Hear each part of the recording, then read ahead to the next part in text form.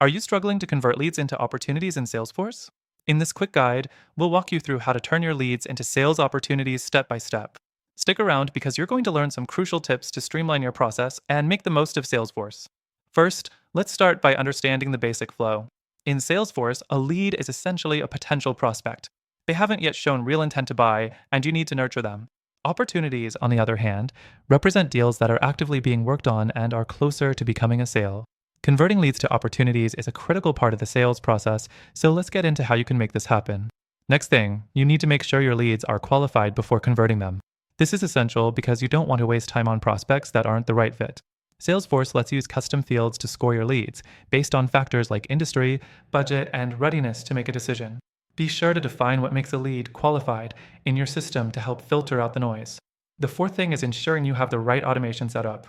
Salesforce has tools like Process Builder and Flow Builder that can help automate the conversion process.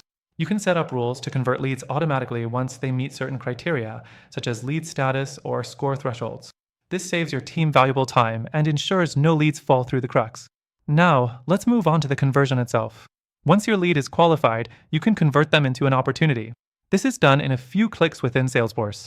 Navigate to your lead record, and you'll see a button that says Convert. Salesforce will automatically create an account and a contact if they don't already exist, and then associate the lead with a new opportunity. You can also assign the opportunity to a sales rep, set a close date, and start tracking the deal.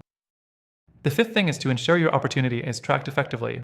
Once you've converted the lead, Salesforce allows you to track key details such as the stage of the deal, the probability of closing, and expected revenue. Make sure your team is updating these fields so everyone stays on the same page. Regular follow-ups, reporting, and updates will help move the opportunity through the sales funnel. Before we wrap up, a quick reminder, you can use Salesforce for free with our exclusive bonuses linked in the description below. This will allow you to try out the features we've discussed today and much more, completely risk-free.